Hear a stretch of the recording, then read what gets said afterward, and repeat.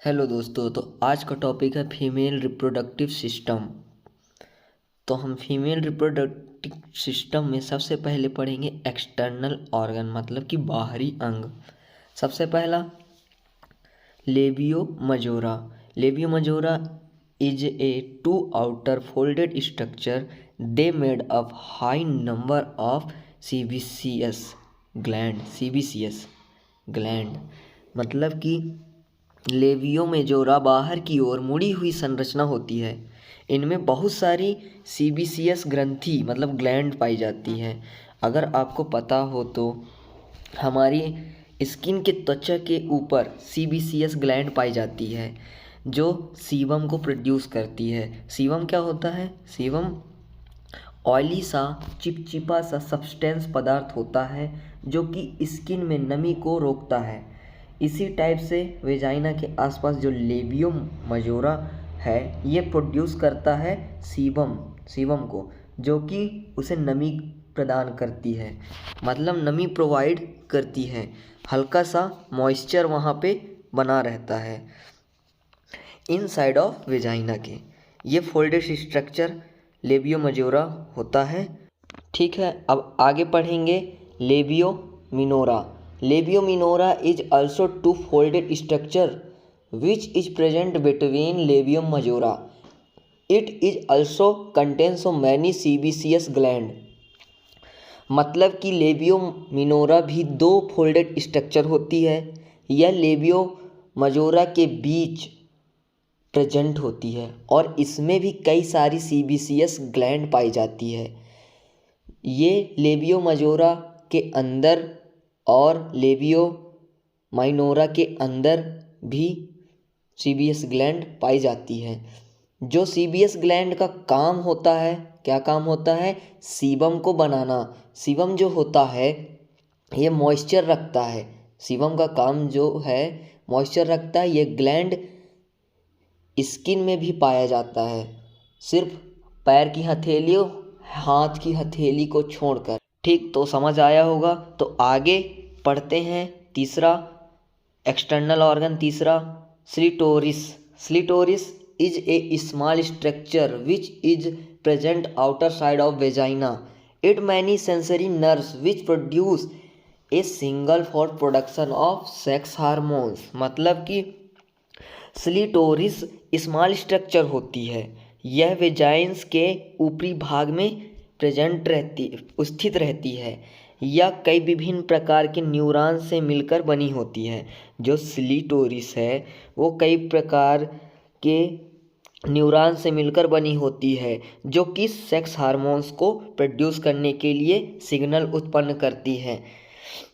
मतलब स्लीटोरिस क्या करता है? बहुत सारी नर्व सेल से मिलकर, जो कि डायरेक्टली ब्रेन से, कहाँ से?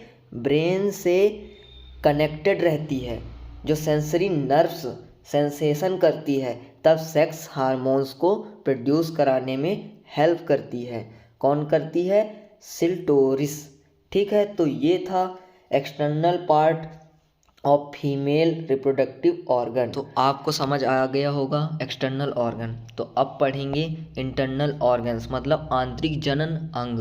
तो सबसे पहले आंतरिक जनन अंग क्या है? वेजाइना। तो vagina is a fibromuscular tube which is lined by stratified squamous epithelium tissue. मतलब कि वेजाइना फाइब्रोमास्कुलर ट्यूब होती है। इसके चारों ओर स्ट्रेटिफाइड एपिथेलियम टिश्यू पाए जाते हैं। देखो, आपने पढ़ा होगा टिश्यू चैप्टर, तो पहले टिश्यू देखो। स्ट्रेटिफाइड का मतलब जिसे हम स्ट्रेट खींच सकते हैं, स्ट्रेट खींचा जा सकता है। इसी टाइप से वेजाइना जो अंदर की ट्यूब है ना, वो easily straight contract relaxation show कर सके, उसे खींचा जा सकता है और फिर से वो नॉर्मल स्थिति में आ जाएगी। तो ये स्ट्रेटिफाइड स्क्वैमस टिश्यू की बनी होती है। ठीक है, तो आगे देखो, upper end of vagina is connected with cervix and lower end is connected with anus. मतलब कि इसकी ऊपरी भाग सर्विक्स, इसकी ऊपरी भाग सर्विक्स से जुड़ा रहता है और नीचे वाला भाग एनस तक जाता है। देख सकते हैं डायग्राम में ये वाली जो ट्यूब दिखाई दे रही है, सबसे नीचे वाला भाग ये होती है वेजाइना। इसका जो ऊपर वाला भाग है जो वो सर्विक्स से जुड़ा होता है और नीचे वाला भाग एनस तक जाता है, वो वेजाइना सबसे लोअर पार्ट है। ये एक ट्यूब होती है। कौन सी ट्यूब होती है? फाइब्रोमस्कुलर ट्यूब होती है, जिसके अंदर स्पेशल टाइप की टिश्यू पाई जाती है, जिसे क्या कहते हैं? Stratified squamous epithelium tissue. अब नेक्स्ट आगे देखते हैं। Normal length of this tube 9 centimetre long, मतलब इस ट्यूब की लेंथ 9 सेंटीमीटर लंबी होती है। अब देखो नेक्स्ट पार्ट है वो यूट्रस, मतलब गर्भाशय। Uterus is a hollow pear shaped organ, it present inside of pelvic cavity. मतलब कि गर्भाशय हॉलो मतलब खोखला, पियर शेप्ड के आकार का ऑर्गन होता है। यह पेल्विक कैविटी के अंदर धंसा रहता है। अब next point, normal width is 4.5 to 6 centimetre and length is 7 to 9 centimetre. मतलब कि गर्भाशय की चौड़ाई 4.5 से लेकर 6 सेंटीमीटर होती है और इसकी लंबाई 7 से लेकर 9 सेंटीमीटर होती है। ये गर्भाशय की जनरल चीज़ है, याद रखना बहुत इम्पॉर्टेंट है। अब आगे देखो, यूट्रस के भी अलग अलग पार्ट होते हैं। कौन कौन से होते हैं? पार्ट ऑफ यूटेरस, सबसे पहला फंडस, और फिर सेकंड बॉडी और थर्ड सर्विक्स। तो इनको हम डिटेल में जानेंगे। सबसे पहले फंडस को पढ़ेंगे। Fundus is a upper part of uterus which is found in domed shapes. मतलब कि फंडस गर्भाशय का सबसे ऊपरी भाग होता है। फंडस गर्भाशय का सबसे ऊपरी भाग होता है और यह डोम्ड शेप का होता है। Next, this part is connected with fallopian tube. यह भाग फैलोपियन ट्यूब से जुड़ा रहता है। किससे जुड़ा रहता है? फैलोपियन ट्यूब से जुड़ा रहता है। अब second body is a middle part of uterus, upper part is attached with fundus and lower part is attached with cervix. देखो, बॉडी का गर्भाशय बीच वाला भाग होता है। बॉडी जो होता है बीच वाला भाग होता है, गर्भाशय का बीच वाला भाग होता है। इसकी ऊपरी भाग फंडस से और नीचे वाला भाग सर्विक्स से कनेक्ट रहता है। जो बॉडी रहता है वो ऊपर वाला भाग किससे कनेक्ट रहता है? फंडस से, और नीचे वाला सर्विक्स से। तो तीसरा पार्ट है यूट्रस का cervix. Cervix is a lower part of uterus which connect with vagina. मतलब कि सर्विक्स गर्भाशय का सबसे निचला वाला भाग होता है। सर्विक्स जो है निचला वाला भाग होता है, ये भाग वेजाइना से कनेक्ट रहता है। देखिए डायग्राम में से ये भाग सर्विक्स कहलाता है। क्या कहलाता है? सर्विक्स। आप तो डायग्राम में देख रहे होंगे। अब हम पढ़ेंगे नेक्स्ट, आपको समझ आया होगा। अब पढ़ेंगे next fallopian tube. Fallopian tube also called uterine tube, it is 10 centimetre long. मतलब कि फैलोपियन ट्यूब को यूट्रिन ट्यूब भी कहा जाता है। क्या कहा जाता है? फैलोपियन ट्यूब को यूट्रिन ट्यूब भी कहा जाता है और यह 10 सेंटीमीटर लंबी होती है।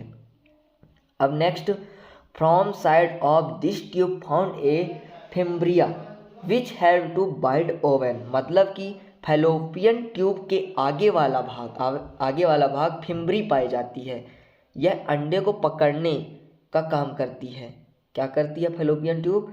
ओवरी को कैच करने का काम करती है। डायग्राम में देख सकते हैं कि ये फिम्ब्री है। क्या है? ये फिम्ब्री है जो ओवरी को कैच करती है।